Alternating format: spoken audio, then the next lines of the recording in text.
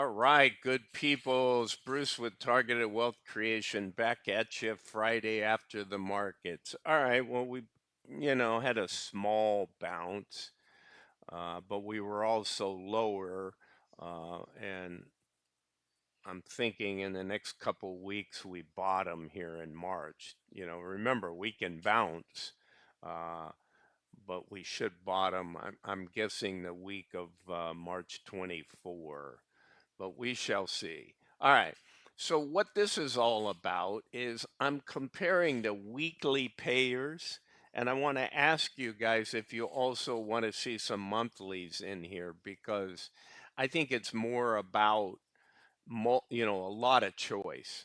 So what I've done is I've set this up where we look at by category, right? So we're going to look at the Nasdaq. So we go to Roundhill, we have QDTE, we go to Defiance, which by the way has been surging.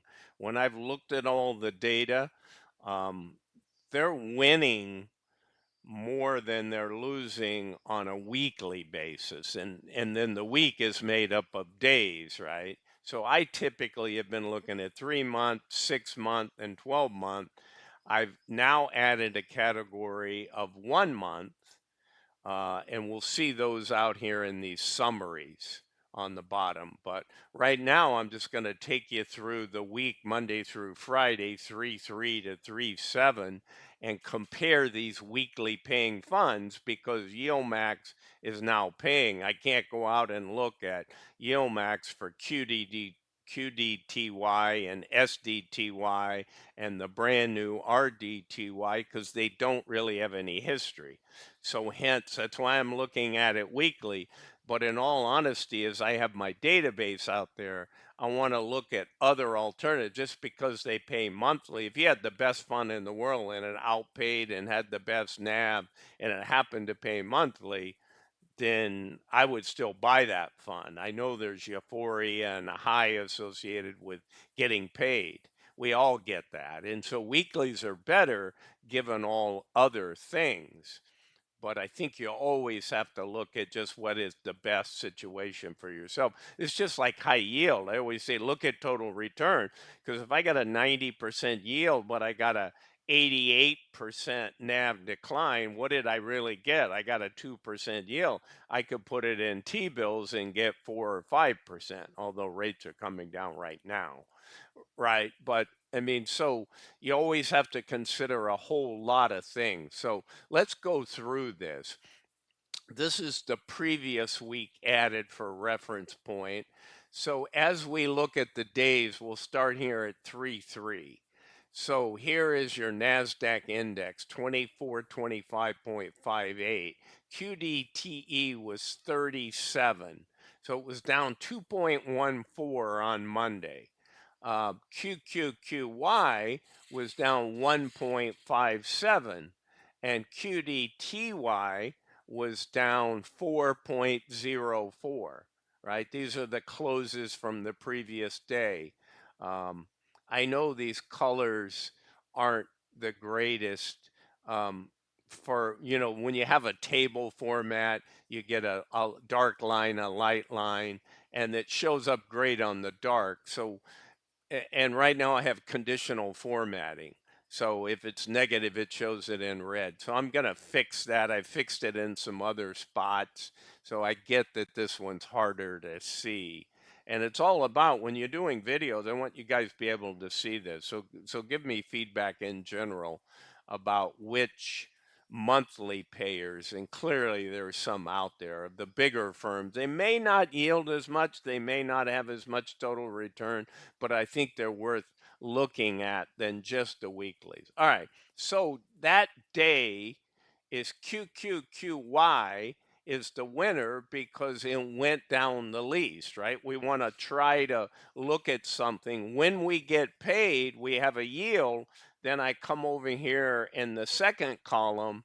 Like last week, QDTE was the winner on yield, okay? And QDTE from Roundhill.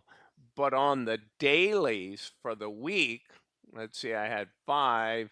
QDTY had 3 wins and QQQY had 2. So for the weekly, I'm not showing the winner, but it's not hard with 5 to just say, hey, QDT last week. Well, this week we got 1, 2, 3 QQQYs, 1 QDTE, and 1 QDTY. So everybody, with the Roundhill and with YIEDLMAX, they all had a day where they did better than their peers. But QQQY won the Defiance Fund 3 of the 5 days and had the highest yield. Look at this, 41.4 yield on cost. So on that day, it paid 21 cents on a 27.73 price. And you had a 21% yield from Roundhill and a 17%. So this thing almost doubled this, real close to being double, and it clearly doubled. Um, and remember, you have to do yield on cost, not just yield out of, some magic. It's always yield on cost, right? When you get yield, you should have it calculated that way. And so you have a $46 price range for QDTY, paying almost 16 cents. You have 15 cents on a 36, so that's a better payment. So that's why I have the winner over here. So I built a little graphic for you guys. I thought you'd get a kick out of this. Um, So the winner for yield for the week is Defiance QQQY. All right. And then what else we can do as we go through here, um, I need to add a few more things, but I'll show you one of my effects tool. Um, that I come in here and highlight this, right? And I want to start doing that on the daily so I can show it to you. I got to add a few more app script functions here to do that for you guys. But I thought it was kind of cool to get this linear breakdown to the daily because you start to see what happens. And that's what I talk about, catching trends, right? Who's changing? I've had some of my loyal subscribers say, Bruce, don't even bother to do Defiance. They have such NAV erosion. And they really have when you look at some of the other statistics. So that's the Nasdaq index, right? Let's go look at the SPY. And it actually uses something called .inx when you pull it in, but you can use SPY. It's like one tenth. So you'll see 598 instead of 5,983. But I use the index because I can get Google Finance prices a little better with that. So now we've taken this and we're looking, remember, we're looking in the second week. So what I'm going to do each time is just show the past week and the current week. I'm not going to be scrolling down through tons and tons of week. So last week, so what are the funds here? Roundhill, as you guys know, is XDTE. WTE, okay, is Defiance, and obviously SDTY, the newer, is YIEDLMAX. So when you're doing the dailies and the weeklies and basically up to a month, I can start doing comparison. But all my 3 months, 6 months, 12-month stuff is all going to just include WTE and XDT, as you can imagine. So last week, WTE won on the yield 31.93 to 22 and 21. So you're seeing something there that's trending. Same thing this week. The problem in the past is you had the high yield with Defiance's funds, but you had the big NAV erosion. So let's see what happens here. So it turns out this coming week, um, we had WTE win the daily. And this is all about least downturn, right? The least NAV daily. So you see 114 is less or it's more because these are negative. So when you're going down, you want to go down the least. If you go up, you want to go up the most. So they had a 165 decline. They had a 157, and this had 114. So WTE won on Monday. WTE won again with only a 0.91 versus a 0.97. It got closer. And SDT had a bigger downdraft. So 2 wins for WTE. You finally came in, and why was this one a win? Oh yeah, they had a 1.14, so they rose the most, right? SDT for the win. And then on this one, you're looking at two different things. Who had the biggest yield? Well, clearly WTE. So that's 2 weeks in a row it's won the yield. But who won the least down or the most up? And that was 0.94. So they went down the least. So now it's tied up 2-2. So we come into Friday and we say, okay, who went up the most? And zero point 0.9 for WDTE. Let me check something and make sure that XDTE is looking at this. Yeah, I got 46.98, but what was the historical? Sorry guys, just checking something on my other screen here. Looking at historical.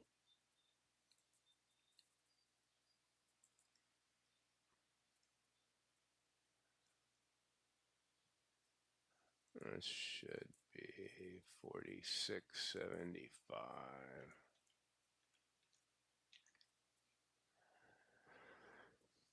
Okay, didn't change. And let's just do SDTY just to make sure we're good here.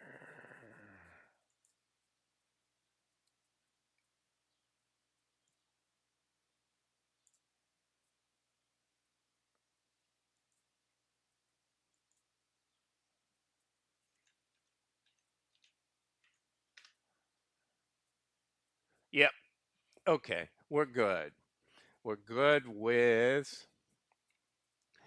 WTE winning the week. Okay, 3-2 and the yield. Okay.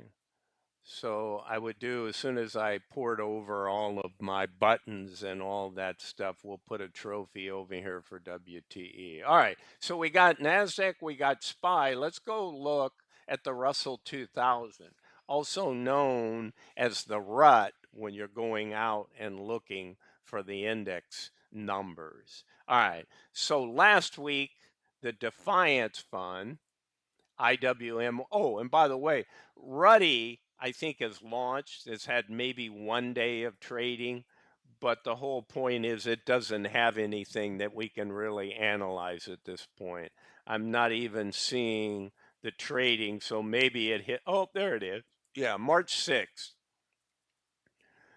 For some reason, I'm not showing today's data on March 7th, but I do see a close of 49,209, right, for yesterday. That's kind of bizarre. I noticed that earlier on SDTY when I was picking up from Google Finance, I had to type in, it was showing a value, but it was like 2 or 3 cents higher than what the actual close was. So that's bizarre. Normally, you just don't get a price until sometimes the next day. Um, but when you get the wrong price by 2 cents and it wasn't the day before's price. All right, guys. So this will be coming forth, but isn't there yet. So we look at the dailies, right, from 3.3 through 3.7. So we had Defiance by only going down 2.34 versus Roundhill going down 2.74. Then we won again on Tuesday by only going down 0.65 versus zero point 0.7 for the Roundhill. And then on the up day, RDTE Roundhill outperformed 1.13% to 0.98. So we had a 2-to-1. Then we came along and this was nice. We had a down day and it only went down 0.06. This one went down 0.15. So I always add back in on ex-dividend day the dividend amount to both of the funds. So who won the yield? Look at this. Look at Defiance. 53.65 on its yield. So it's the winner here. And it basically won, what did I say here? It won 1, 2, 3, 4. Why do I have 1, 2? Why do I have more? Oops. This one doesn't matter here. All right, guys, sorry. So 3, 3 matters, 3, 4 matters, 3, 5 matters. Oops, I got two. That's bizarre. Two sixes in here, but they've got the same value. All right, let me pull this one out. Delete that row. Okay, I'll fix that up. It's not going to really impact a lot, guys. IWMY was winning so many that it won this between Roundhill and Defiance. I'll fix that value for you guys. All right, so you're seeing something here from Defiance, and that's what I'm saying to you, because when I show you later the 3-month, the 6-month, and the 12-month, Defiance's biggest problem is its NAV loss, right? So let's go to the Nasdaq summary, okay, NDX.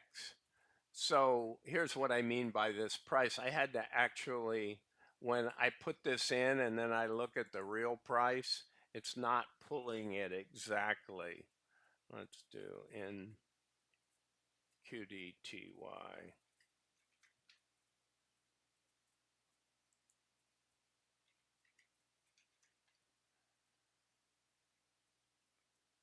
Yeah, 46.47 is what it's actually showing. And when I pick up the price, I'm picking up 46.41. And that's not the previous day's price, right? Because it actually went up 29 cents. The previous price was 18. Uh, so I'm not going to, it's not really going to matter a lot because it's not much of a factor here. When you look at the NASDAQ, for them, they barely have 1 month of data. They're actually short on their yield because they've, even though they've been in existence almost a month, their pay period during that time is they only have 3 payments versus 5 payments for the other guys. So, in some fairness, in looking at, that's why I did those days and weeks, okay, in the previous, but this is going to get more impactful and you can catch something turning or somebody, everybody's curious, hey, how's YIEDLMAX doing? So the dailies matter a lot and those weeks do. When I start to do a month, they just don't have enough pay. Now they have their NAV. So what do I measure here in the NDX, right? The Nasdaq. Well, I measure total return. And what do? I do it for what's the yield, okay? You take the cost at the beginning of the period and all the payments, and you say, what did it yield? And then you say, what did the price start at, right? So this 50.77, they really started February 13th. So in a perfect world, they can go back to, we're not yet at March. So they don't have the amount of payments. So it should benefit them in some ways that their NAV period is only 3 weeks because they only go February 13th to March 7th. But you know what I should do on this is just put in 46.47, but it's really not gonna change a whole lot here. Um, So the yield on this one, as I said, isn't completely fair. But when you have a NAV loss, now they have the second highest NAV loss. So the Red Hill is there. But the problem is they don't have, you know, this. So this this percentage over here is my total return for 30 calendar days for 1 month. But in some fairness, I'm not going to mark, and I'm not scoring this to say who's winning, I'm just showing you the data. So at minus 721, let's say that they double that, right? Because they've got a 1.26 yield with about 55% of the payments, right? They had 2 out of 4 in the month of February, but they've all had 1 now in the month of March. So that's why I say 3/5, 60%. But even if I double this, they're not going to get there. Um, if I added another one, well, that would make it close. They would be close to Defiance up here if I added another 126 to them. So I can't say that that's not entirely, but I think the payments lately, it's just fascinating to look at it. So understand that this isn't perfect. Let's go into the 3 month. Now we can include QDTY with that. They don't have their data. So who won that? Actually, in a very close situation. Well, it's not that close, about a point. Roundhill won. Again, it's lesser of the evils. This is fascinating. We all know the market's been going down. So over the last 3 months, their yields are close. Roundhill's yielding 8. This is where you can tell Defiance's surge is happening. Look at their yield in 1 month. 379 to Roundhill's 244. So they're clearly outpaying, and they're not even they're they're going down less. So here's Roundhill only paying 2.44, but declining on its NAV 8.79. So Defiance has really picked up its game. Now remember, I think it was September, which all this data would be in here for the 3 month analysis, almost through the 6 month. And whatever they're doing a much better job in the last 2 to 3 weeks. So Defiance is really turning this on its head. We'll have to see what we have in the SPY. So with Defiance surging, you see it here, but again, it's unfair a little bit to YIEDLMAX. YIELDMAX may have won this, but even if they won it, it would be by a hair. So on the 3 month, you come out and you say, hey, Defiance, you're not the champ in 3 months, but 3 months may not be the new trend, right? They weren't that far off. They both yielded pretty close. And these guys, the yield is slightly under, and their NAV was slightly greater. So this is in, reasonableness. Now let's go to 6 months. 6 months. Oh, interesting. I actually 26 and 20, 16 and 10. So Defiance belongs in the top spot, guys, in the 6 month. They have a higher total return. Let me do something here. I'll just switch this for right now, and I'll fix it going in for next week. But on this one, it's clear. So that's interesting that Defiance won on the 6 month. I wouldn't have expected that. But clearly their yield was so high and their NAV was high, but it gave them just, you could go either way here. I think I was playing around today, putting in the numbers, and I didn't flip the order. All right, so on this one, this is your 12 month.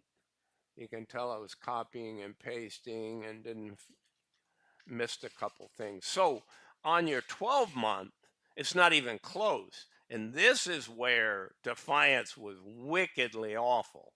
I mean, they had a worse at 6 months and 12 months, their big problem. They were paying a lot, but they were suffering huge NAV losses. You looked at their chart and it was just a straight down chart. And so nobody wants to be in an investment where you have a 17% total return loss. I mean, Roundhill, technically over the last 12 months, on the Nasdaq is only returning 5.6%. It's yielding 26.76, but its NAV is going down 21%. But Defiance is really brutal. So this will be fascinating watching these new guys. Right now, we're in a little bear market situation, but I don't see this as a top yet. I think we have higher highs still ahead, but I start to worry the second half of the year and clearly into next year that this whole, wave five massive up move in all the indexes might just be over. And we may be in a sideways to down market for a number of years. We'll see. I'm not making that call, but that's my gut. And I think we flip to commodities, and where the commodities just greatly outperform the SPX across the board. All right, let's look at SPY, guys. So here's a situation where we include again, but in fairness, they don't have enough paydays. So if you double this one, you don't do as well as you did on the Nasdaq. That isn't going to get you there. Another, 0.83, another two payments is not even is going to take this into the fours, but not enough to come in here and change the NAV. So you're going to then be 1.8 or 2.0 for total return. So I don't see YIEDLMAX's SDTY winning the game in the 1 month, even though it's handicapped with what I'm showing. Okay, so let's go to 3 month here, and Roundhill wins this. And the big difference, these are pretty close, 7% to 6% on the yield. But look at your NAV. That's where they got hurt, which is what Defiance's problem has been.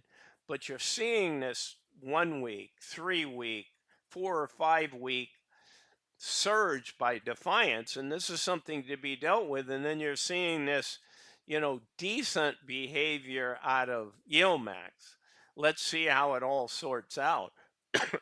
2 months from now, we'll certainly know a lot better. All right. So over here, I don't know why I'm missing this other. That's on our 6 month. Let's pull this out. So what is my NAV? My NAV is equal to Roundhill of a -10. And what is this guy? Defiance, 6 month NAV is back when they weren't doing that well.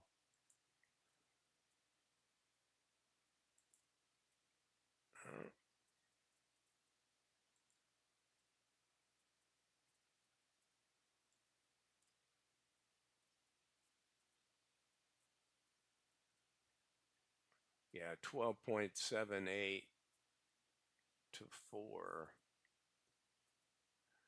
Okay, that's on total. I think what I did is I went out and picked up the overall. Okay, Roundhill. This should just be an addition formula. This equals the sum.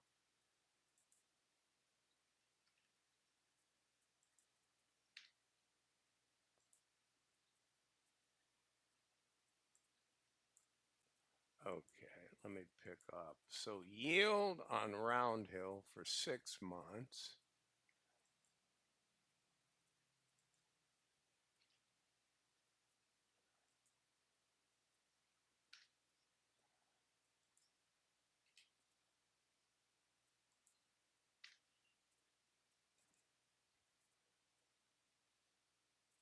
Okay, so again, this the 6 month data is simply the yield.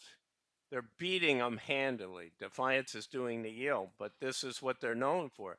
They go 20.69 on the yield, but their NAV over 6 months decline almost, leaving them with a paltry less than 1%. Roundhill's not doing that much better. They're 2.83 with a 13 and a 10. They're yielding 13 and they're dropping 10.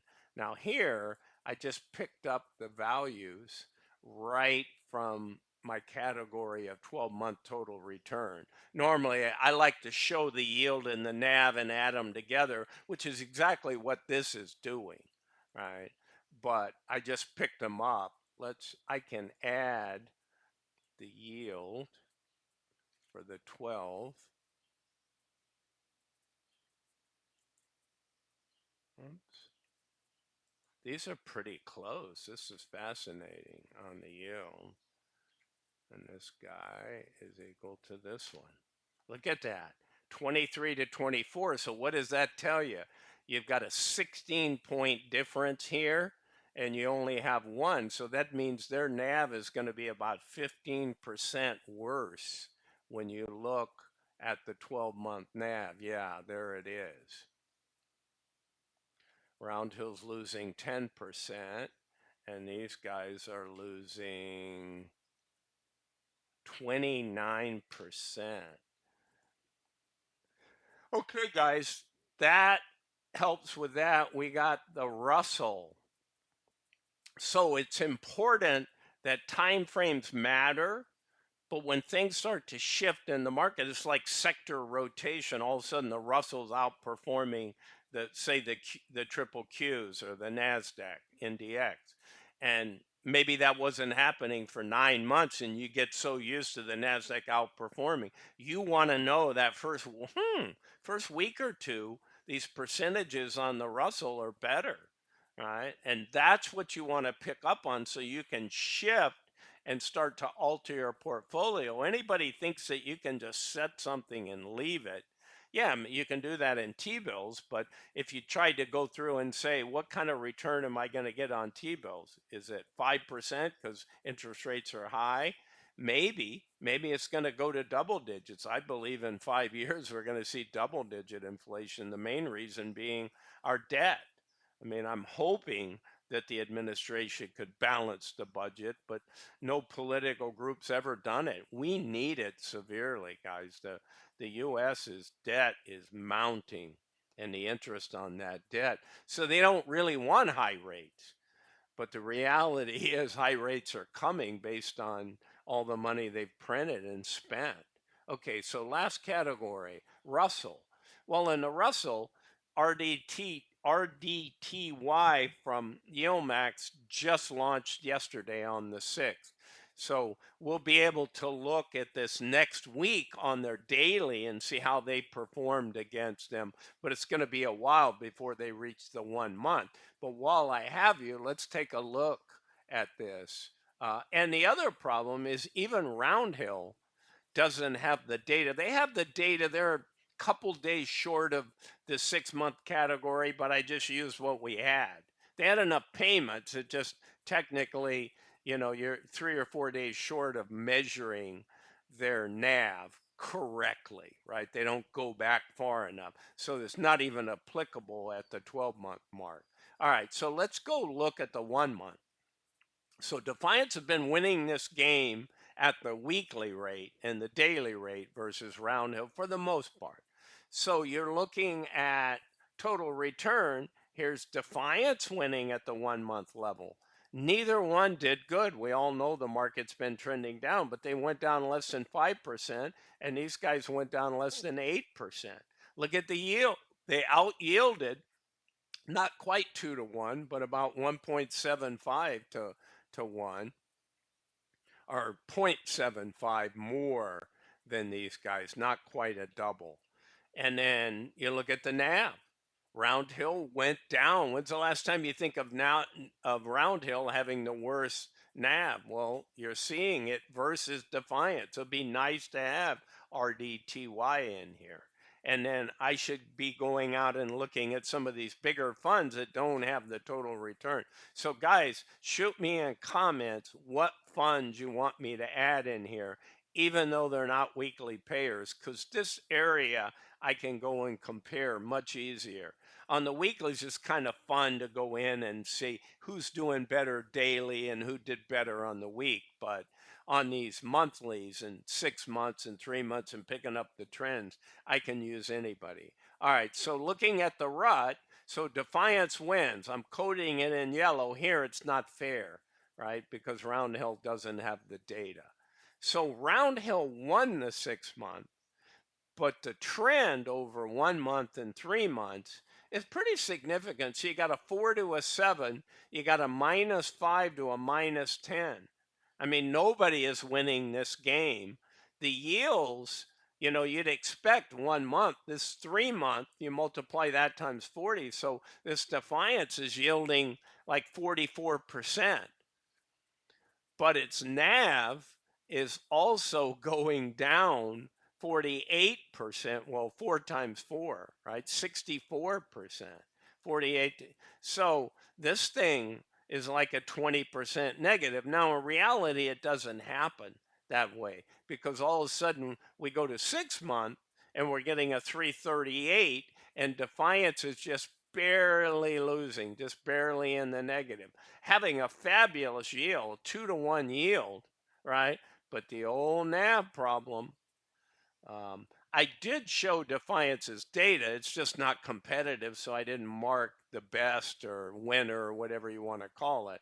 So you got a -15, and then you got a 33% yield and a 49, almost a 50% loss, guys. That's why total return matters. So again, I just said RDTE started trading September the 10th. Ideally, we'd have it like September 6th. Here we are with March 7th. And so they still won, right? And they won by enough margin that a few days isn't going to change anything. All right, guys, the last category I'm doing is crypto, and I also need your input here. Now, I own some BitO. I was going to include BitO. Again, what I went out, everybody is working off the IBIT, right? I see everybody. Um, IBIT changed to it. YBTC is using it. So it's kind of an index that is an index because it does. I mean, people buy it. If you want better performance, closer to BTC because it doesn't, but there's no yield. It has no payments, so it doesn't get subtracted out. But to me, I want to come in here and add BitO. I can add YBit, but what do both of those guys do? Both of those guys pay monthly. Okay.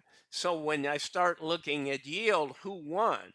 Like you go through here. So that's why I have Lethargy in here, because Lethargy is a weekly payer. Okay, YBTC is a weekly payer. So in that sense, it's crypto, but it's not the same because this guy has many crypto things. This is just a BTC oriented fund riding on top of IBIT. I mean, this has other, I mean, you can go over and look at the holdings list. I report on these, when I do the YIEDLMAX, and sometimes I go show when they were new, I showed what the holdings. Now they changed them subtly, but you're going to have all kinds of Bitcoin miners, you're going to have Bitcoin companies. Um, so it's not an apples to apples. So give me your feedback on what you'd like to see in here. Um, I don't need to, I can sum up this real quick. So last week comparing these two, okay, Lethargy won. So I had a daily, let's go through 224 through 228. So you had Lethargy, you had YBTC, okay, and then look at the yield.